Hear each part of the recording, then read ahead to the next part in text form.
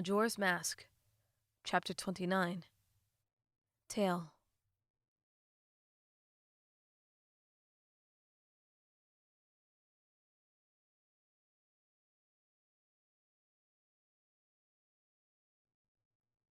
Tael, you're such an idiot. The purple fairy ignored the cave's words, looking forward through the lens of truth and determination.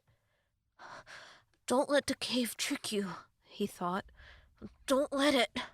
He was flying just beside Link's head while they both used the instrument to shatter the darkness's illusions. The voices, however, could not be stopped, bringing Tael back to a stormy night with his sister. This is the third time this has happened. It looked empty, Tael said. How was I supposed to know something lived in it? That's your job, the white fairy said. You're responsible for finding shelter so we don't get stuck in the rain like this. Might I remind you, you're too incompetent to put in charge of anything else. Tin knows we'd have starved to death long ago if I'd let you make this many mistakes with food. The two glowing orbs darted between the trees of Terminus Forest. The high branches canopy wasn't close together enough to protect them from the monstrous rain. The cold, wet night had defeated the protection Tael's natural orb offered. There didn't appear to be any unoccupied nooks or crannies. They searched in vain for shelter. There are no signs of life anywhere in that tree, Tael said. There was no way for me to know a pack of keys lived in it. Tael stopped flying abruptly, and Tael almost bumped into her. His sister's fury clearly emanated from her body. Tael? A colony! Tael wrinkled his brow. What? I don't... It's a colony of geese, Tael said, spinning to face her brother. But you know what does live in a pack? Wolfos. And do you think Wolfos would hesitate to rip us apart for a midnight snack? No, they wouldn't. You know how I know that? You know why you should know that? Because an entire pack of Wolfos is what killed our family, Tael. And do you know why that happened? Because we didn't pick a safe enough spot. Because we were too careless. Me and you are the only ones who got out of there alive, and I was the one who carried you out since you couldn't save yourself. Tael's eyes were fierce, but Tael could only return a wide-eyed, pitiful stare. Do you know how different our lives are now because of that? Do you know how hard it is growing up with no one to look up to, with no one to lean on? I'll go ahead and answer for you. No, you don't, because you've always had me. You're so lucky I survived whoever's mistake that was.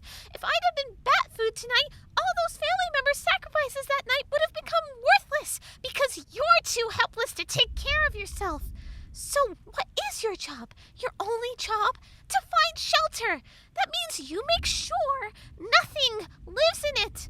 You make sure nothing can reach us and therefore eat us. You make sure it doesn't cave in and fall on top of us as soon as it starts raining. You know why? So we don't die like everyone else we knew.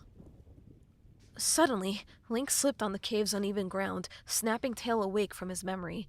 He looked down to see the hero catch himself before he tumbled over. He quickly returned the lens of truth to their eyes. I can't wait to be out of this cave, Link said. When the boy glanced up to his fairy, however, he paused. Tael, are you okay? The purple fairy hadn't even noticed the tears on his cheeks. He wiped them away quickly. Is it the voices? Link asked. Tael didn't answer that question. He simply stared ahead, trying to will away his sister's voice. Link didn't give up, though. If it's making you think of a specific memory, you can always turn it around. Try to find a silver lining in it, or something happy, even. What? Tael said. How could I possibly control what this cave makes me see? He thought. The cave tries to bring out everything from your past that you don't want to remember, Link said. But only because of the way it presents itself. Before, it made me think of someone I miss very much, but I have to keep telling myself that those were good times and that I should be happy remembering them. The cave doesn't want you to feel happy, though, so it leaves those parts out on purpose. Tael kept looking ahead through the lens of truth, turning those words over. He recalled he and his sister staring at each other in the rain right after Tael had finished screaming. Her seething, angry face didn't waver until she saw Tael's eyes welling with tears. Her expression finally softened. Tael... The white fairy began. Oh, you're right, Tael said. I'm useless. You can't trust me with anything. Tael, that was really mean of me. You're not useless. I'm just frustrated. It's cold and rainy, and I'm angry. I shouldn't have taken it out on you. That's how you really feel, isn't it? Tael said. It doesn't matter why you were angry, because it's true. I'm always relying on you for everything. I can't do anything on my own. Tael took a moment to reply. But I'm your big sister, and you're my little brother. I shouldn't make you feel guilty for relying on me. I want to take care of you, Tael. It's not your fault that you're the younger one and have to deal with a grumpy older sister. Yeah, we need to work on your shelter finding skills, but I'm sorry for yelling at you. Tael eventually found his smile from beneath the tears. I think that's the first time I've heard you say sorry. Don't get used to it. Their smiles were short-lived when the bone-numbing cold brought them back to reality. We should probably keep moving. Tael nodded as they frantically flew to find shelter again. The minutes dwindled without offering any reprieve. The trees grew thinner as they reached Termina Field. Still, no boulders or trees offered release. Eventually, the cold became too much, and Tael and Tael huddled together for warmth in the middle of the field. They scanned the wet grass for a roof. Maybe we should just go to Clocktown, Tael said. We could hide under a stall or something. Tael hesitantly agreed. Yeah, but I don't look forward to that shopkeeper waking us up with a broom to the face again. They made their way toward the round-walled city, noting the distant observatory as thunder shook the dark sky. They were halfway there when Tael spotted a large hollow log in the middle of the field. The rain bounced off its rounded, overturned shell. Hey! Tael exclaimed, nudging her shaking brother. Over there! Tael didn't bother to protest. They quickly flew within its protective innards. The log's inside was dark and dry, though the rain was still a loud, ever-present waterfall, and Tael still couldn't stop shaking. It's okay, Tael, Tael said, holding him. We're all right now. We're safe. Then Tael's wings stiffened in shock. They were not the only ones hiding from the rain. On the other side of the log, sitting on the grass and shivering up against the wall, was a creature with glowing eyes, a beak-like mouth, and frayed clothing, small and defenseless. A skull child. The purple and white fairy quickly realized that the Skull Kid posed no threat. He cried as he shivered harder than they did. He was completely alone. What happened to checking out our hiding spots first? Tael whispered bitterly to his sister. Hey, don't blame me, Tael whispered back. We've only been in here for a few seconds, and besides, beggars can't be choosers. We're desperate. After one last exchanged glance, Tael cleared her throat and flew to confront the stranger. Hey, are you okay? The white fairy asked when she reached him. The Skull Kid didn't seem to notice. He remained staring at the log's opposite wall and shaking. They left me. They really left me. The Skull Kid stammered. He either willfully ignored them or was too engrossed in his thoughts to realize she was there. Who? My friends, the Skull Kid said. They didn't really care about me. Tael forced herself to smile. Me and my brother, could be your friends?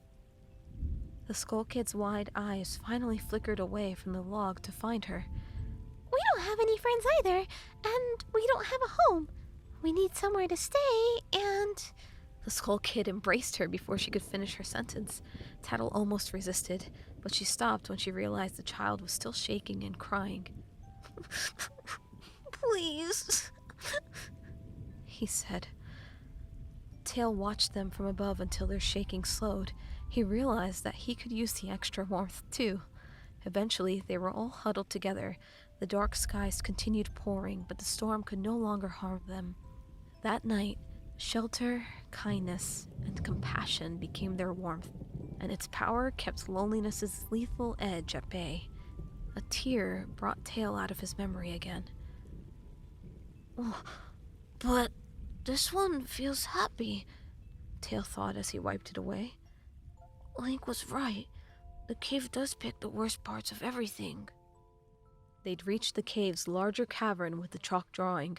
Link walked up to the masterfully etched castle, and Tael flew beside him to illuminate it. The lens of truth did not make it vanish. The dark prophecy remained in place. It looks like a flood, Tael said. A really powerful one that'll destroy everything. It's Hyrule, Link said. The land I'm from. Hyrule? Tael said. Yes, but nothing like this has ever happened. When I left, everything was still okay. When did you leave? Link took a moment to reply. How long have I been gone? The hero thought. Do I include the time loops, or have only 2 days passed in Hyrule? Even then, the furthest Link could remember was being in the dense forest with Epona. He'd woken up from a nap up against a tree. His mind flashed to racing on the back of his horse. The sun shone brilliantly behind him as he hurried to return to the castle. No, after that. He was kneeling before her tombstone. He traced the Z in her name. The masked salesman spoke from behind him. It's such a tragedy. It was so sudden and unexpected. And to be torn apart from her when you were both so young. You have no idea how truly sorry I am. He saw the inside of a cabin. The wood was old and decaying. He heard Epona neigh fearfully as the hooded creature with a re-dead face flashed across his vision. Link? Link shook his head free of the confusing memories. Maybe Zelda's death isn't the only thing I've forgotten. He could feel it. There was something else important that he'd repressed. Link looked back to the picture on the cave wall, and his brow furrowed. Somehow, it all connected. The Great Flood destroying Hyrule, Zelda's death, the creature with the re-dead face, Majora's Mask, Termina. There was one simple thing tying it all together, and it was just out of his mind's reach. Are you okay? Yeah, Link said. I just can't remember how long I've been gone, and this picture doesn't give me a good feeling. If that was my home, it wouldn't give me a good feeling either, Tael agreed. When Link finally turned away, he saw someone standing behind them. The figure wore a black robe with a hood drawn to completely shield its face. What? The boy thought in surprise. Before he could react, the dark being lifted its head, and Link made eye contact with the horrible face underneath. It was as familiar as it was painful and nauseating. His blood froze. He lost control of his body and could no longer look away from those lifeless, undead eyes. His mouth was still half open with a warning meant for Tael.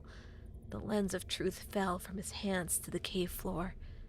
It took Tael a few minutes to notice the choking sounds coming from Link's throat. Link? The fairy said. I'm trapped, Link thought but couldn't say.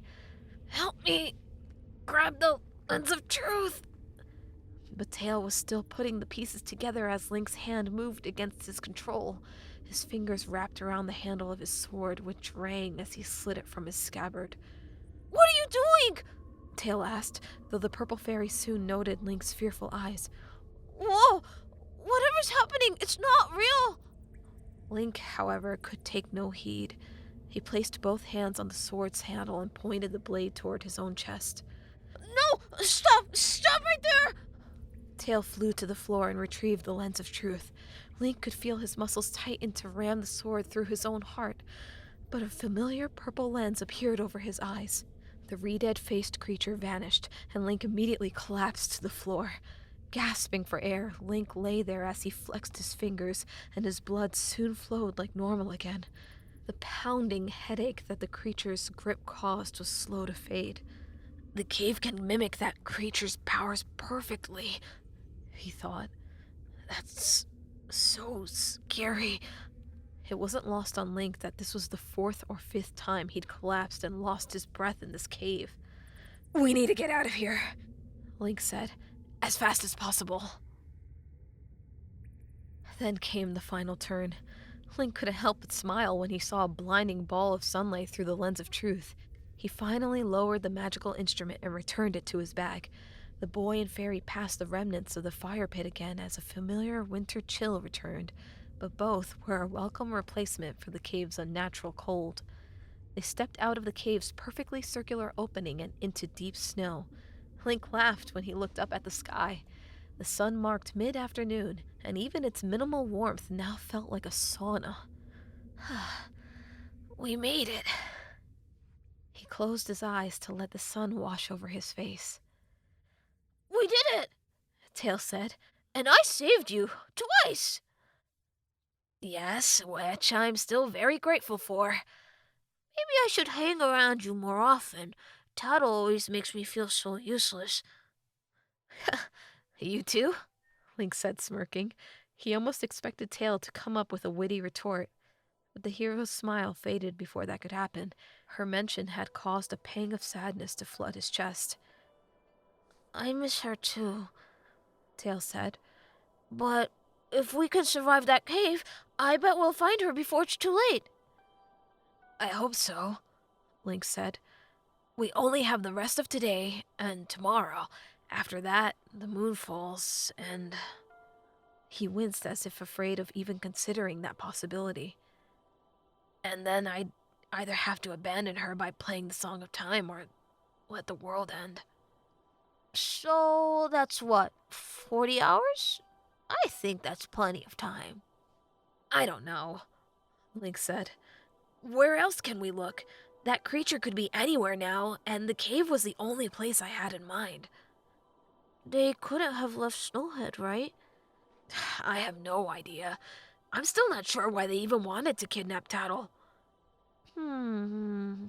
Tael said. "It's probably in Snowhead still. If we go to Clocktown, I don't think we'd have time to come back here." "What else would we do in Snowhead?" "What did you and Tael come up here to do? Free the giant trapped here?" "My priority right now is finding Tael," Link said. "The giants aren't going anywhere. They can wait." "But we need somewhere to look," Tael said. "I bet the giant's place is a good head start. This re-dead thing has to be connected to everything else going on, so it's a safe bet that they'll be there." Link eventually nodded. He threw his hood up and began the trek up the steep slope. "Let's go back to Goron Village, then," he said.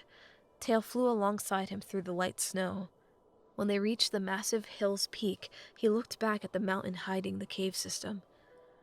"Ever since I first came to Termina, I wondered what was on the other side," Link thought.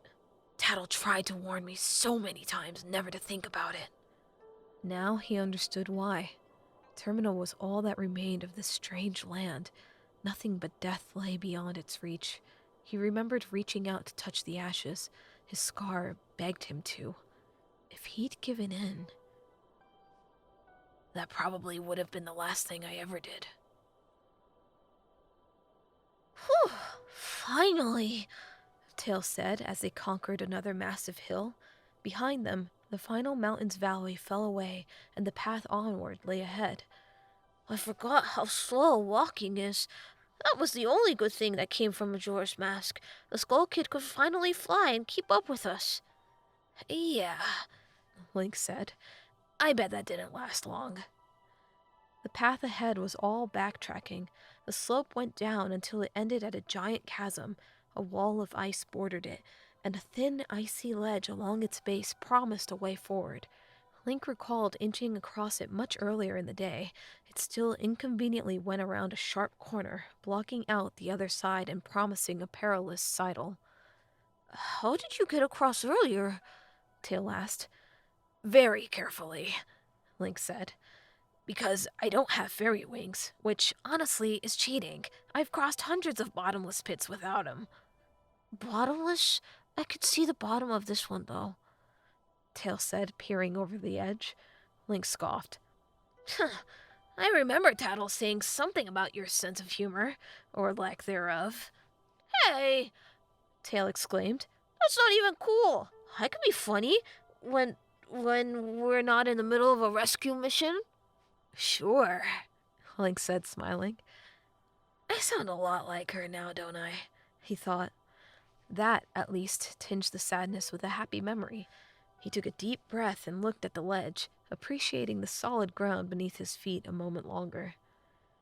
Are you sure you can do this? Yes, Link said. It'll just take me some time. He put his back up against the wall and inched his way across. Tael followed nervously, eyeing both the massive gap and the hero's precarious steps. I don't think I could do that, Tael said, gulping. I can hardly float above it, even when I know I can't fall. Good thing I'm the wingless one, then, Link said. I mean, that drop is so huge. If I didn't have wings, all I would think about is slipping, hitting my head on the bottom, and dying. I would be so scared. All it would take is one slip and... Please, Link said, closing his eyes in frustration. Stop talking. You're not helping. Tael quickly shut his mouth and did not say another word. The journey was as painstakingly long as before. It took 30 minutes before he reached the distant sharp point that jutted out. The ledge was even thinner as it circled around it.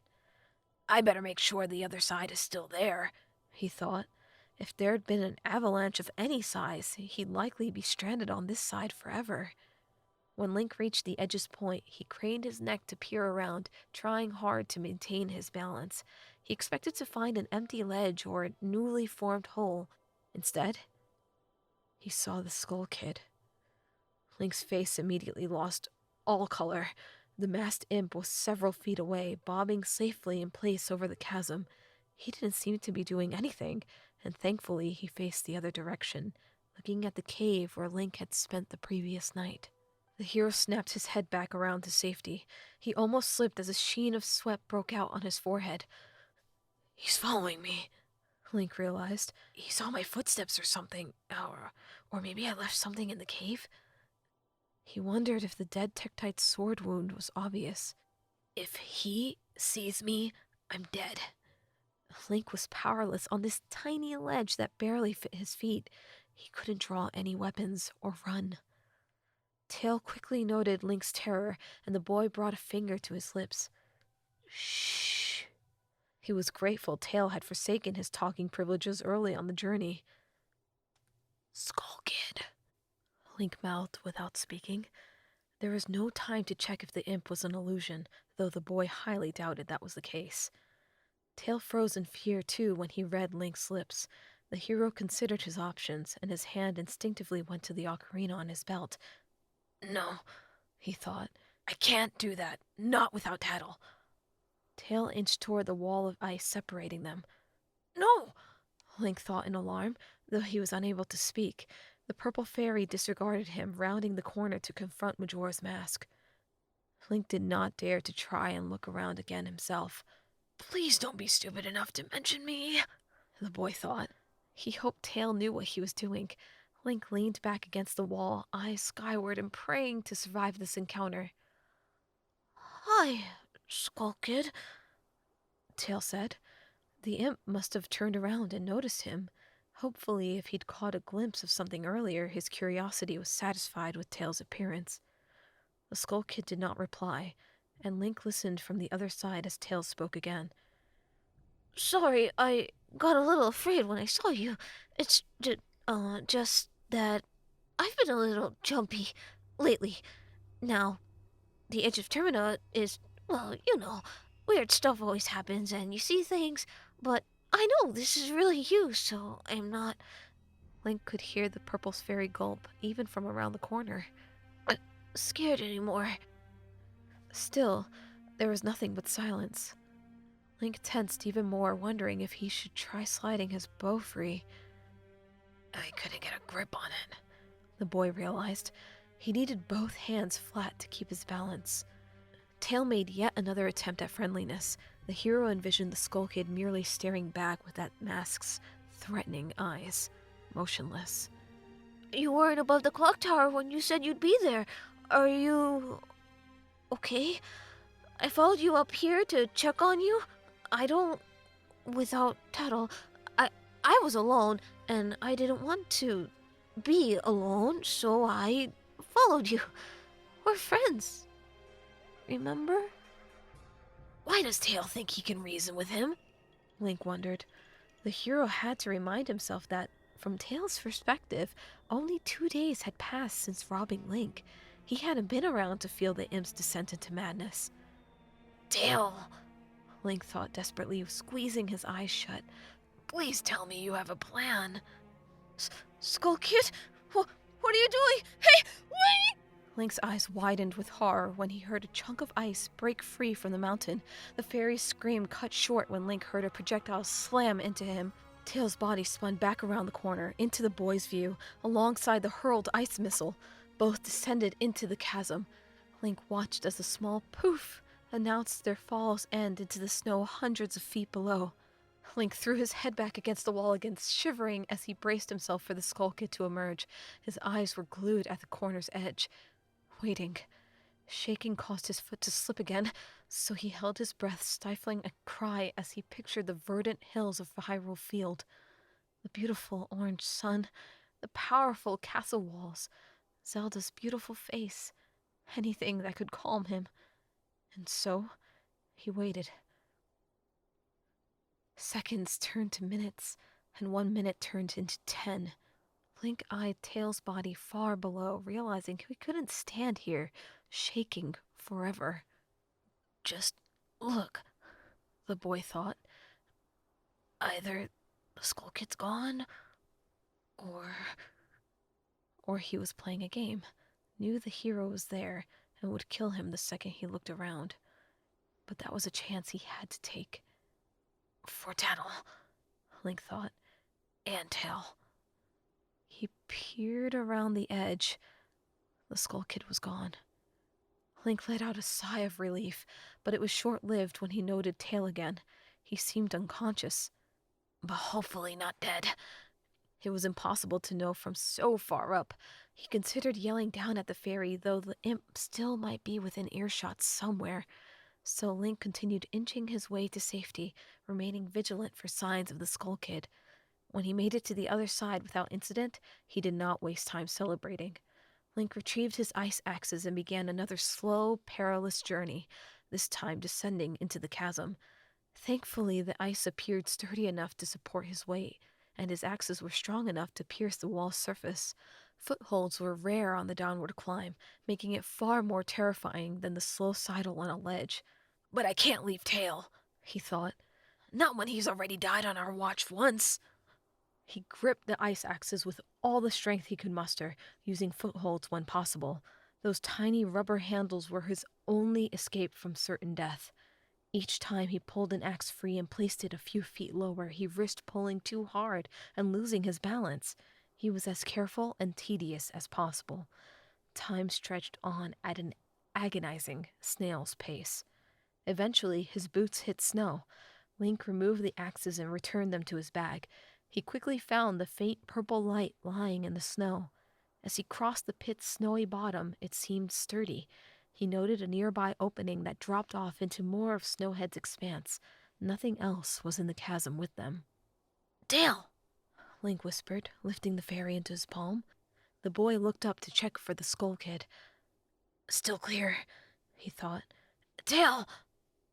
The fairy had no response. Link pulled out the last of his health potion and opened Tael's mouth as gently as possible. Relief washed over him when the fairy coughed as the remedy traveled down his throat, though he did not wake. Tael quickly returned to sleep even as his purple light grew a little bit brighter. I have to keep moving, Link thought. He slipped Tael gently into his bag, turning to the chasm wall's opening. Seems to go in the same general direction. Link didn't dare waste time and effort trying to scale the wall again. Instead, he scouted a new path, remaining watchful for their enemy's return. Tael sat on top of an overturned log in the middle of Termina Field. The sun washed over his closed eyes, filling him with nothing but peace. The blissful moment seemed to only last a minute before a familiar twinkling noise startled him. Tattle? Tael said, opening his eyes. Is Tattle shaking? He wondered. She seemed to be. Her eyes were wide and fearful. Tattle, what happened? She didn't say anything as the Skull Kid emerged from behind her. The dark mask still adorned his face, and those orange eyes dared the fairies to try defying him. The imp stopped to stare at them forebodingly, another new hobby of his. Tael's sister approached him carefully and wrapped her arms around him in a hug. The purple fairy was confused until he heard Tattle whisper in his ear. I followed the Skull Kid into the cave. It was so awful, Tael. I'm scared. I don't think we're safe with him anymore. Tael gulped, daring to look back at the Skull Kid. He drifted a few feet closer. It's time to go somewhere new, the imp said as Tattle pulled away from the hug. We need to leave soon. But, Skull Kid, Tael said. I think Tattle needs rest. She seems pretty messed up. Our window is narrow, the Skull Kid said, never looking away from Tael or acknowledging Tattle's distress. The friend who's given us this opportunity will not offer it again. We cannot disappoint him and waste our chance. Who are you talking about? What opportunity? Tael said. We're going underneath the clock tower to a very special place. Something valuable will be waiting for us there, and my friend wants to make sure I get it. Skull Kid, please. Tattle really needs rest. The imp merely kept standing there, staring. There was a threat behind the mask's eyes. Fine, the Skull Kid said eventually. But we leave at sunset. Then he flew off to Clocktown. Tael turned back to his sister. It'll be okay, he said. I promise. It's my turn to protect you. Tael opened his eyes sluggishly, his head heavy as he lifted it. The purple fairy found 2 empty bottles, arrows, a bow, masks, and a few other objects scrunched together. The room was dark and small.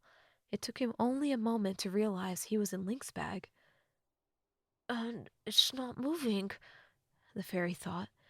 Tael shook a lingering soreness away as he opened the lid and flew outside. They were in a small alcove on the side of an icy rock wall. Link sat up against the far end, chewing on stale bread. A 3rd bottle lay just beside him, and only a small amount of water remained in it. Outside the alcove, the frozen landscape stretched on beneath a gloomy sky. Ah, Tael! The hero smiled at his reappearance. What happened? Tael asked. The last thing I remember was the Skull Kid casting a spell. He didn't kill me? I'm pretty sure he meant to, Link said, swallowing a mouthful of bread. Tael flew to lay back on the outside of the bag. His wings were still pretty stiff. I climbed into the chasm and fed you the rest of the health potion. I think that's the only reason you're alive. Tael wasn't sure how to take that. I almost died, he thought. The Skull Kid tried to kill me? Thank you for distracting him, Link said. That was really brave. You saved both of us. He left as soon as he struck you. I didn't actually think he would do it, Tael said sadly. You kept saying the Skull Kid is evil, and yeah, he's been really weird lately, but we've been friends for such a long time. It's hard to believe that he could hurt me. I still want to believe the Skull Kid is in there somewhere, Link said. It's the mask twisting him. How can a mask do something like that? Link's hand instinctively went to his chest, but Tael wasn't sure why. It's a dark mask, the hero explained. The witches in the swamp told Tael and I about the terrible things it did in the past. Their ancestors tried to seal it away for good, but now it's back. It broke the seal somehow, and it wants to corrupt everything and everyone like it tried to before. Whoa, Tael said. I knew something was wrong about that mask the moment I saw it. You, Tael, and the imp stole it from the masked salesman, right? Well, Tael said, Tael and I didn't take part in the stealing. We kept trying to talk him out of it.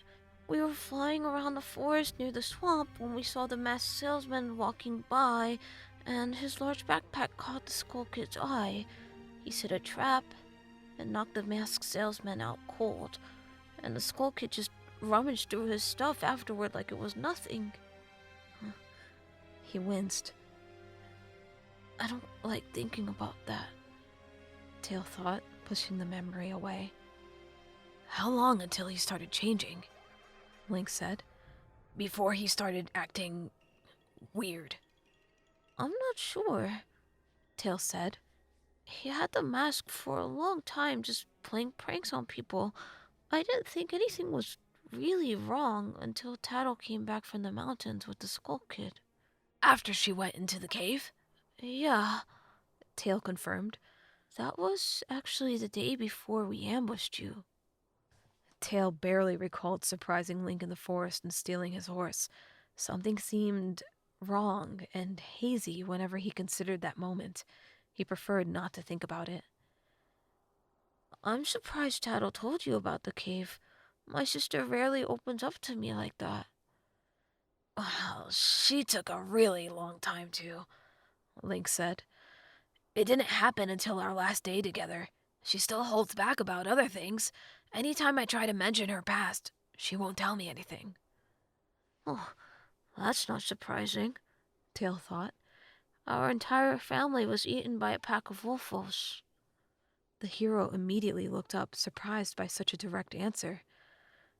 I was too young to remember it, but I still hear those howls in my sleep sometimes. I think she tries to block it out. Link looked away guiltily. I had no idea. It's not your fault. You didn't know. Link stood instead of saying anything else. Can you fly? Or do you want to go back in my bag? I think we should start moving again. I'll be fine, Tael said, wincing only once when he stretched his wings. Link nodded as he put his bag over his shoulder. Thanks, Tael. I'm still trying to piece everything about Termina together. It helps to know more about you and Tael. Sure, Tael said, giving him a small smile. Anytime. The Skull Kid's feet glided just above the snowy ground. He scanned the landscape intently, searching beneath the gathering clouds. The first signs of another blizzard, the imp thought. I have to find him before the snow starts falling again. The second night was almost here, and then there'd only be one day left before the boy played his song. His time was almost up. Am I strong enough to fight him again? The Skull Kid asked. Confrontation with him is inevitable. But he absorbed our magic and used it against us. What if he has more power than we know? He must be defeated. But he almost killed us. The Skull Kid stopped abruptly when a figure came into view. A silhouette stood alone in the endless tundra. It wore a black robe, and its hood was drawn. The imp flew to confront the stranger. I've been looking for you, the creature said with confidence. It did not lift its head to make eye contact. The imp merely floated in place, staring. He tried to keep his mind blank. He did not want thought to ruin this encounter. Well, we're still friends, aren't we? The creature said. The Skull Kid did not respond.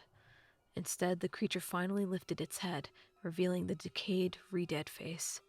Its rotted eyes remained leveled with the Majora's. Neither seemed capable of truly influencing the other. A stalemate. The Skull Kid thought. We are equals. He repressed the fear threatening to contradict that. I have something for you. The creature said. Its mouth did not move when it spoke. The being reached into its robes with one gloved hand and pulled out a bottle. A bright ball of light was trapped inside. The fairy blinked the winter's brightness away, though her face widened in fear when she saw Majora. Don't let him find her. The creature said. But do not kill her either. She must die only after the boy has decided to leave her behind. If we do not let this realm's magic offer the killing blow, we have lost everything. The masked imp still said nothing. The creature didn't appear to need a response, bending to roll the bottle through the snow toward him. I'm counting on you, it said. Then, the hooded creature walked away. The Skull Kid watched as it vanished. Soon, only fading footprints remained. The imp turned to his cowering prisoner next. She's so afraid, he thought. She thinks I'm going to kill her. The Skull Kid smiled widely from behind the mask. Tattle's terror was so sweet. It nourished him. He wanted more.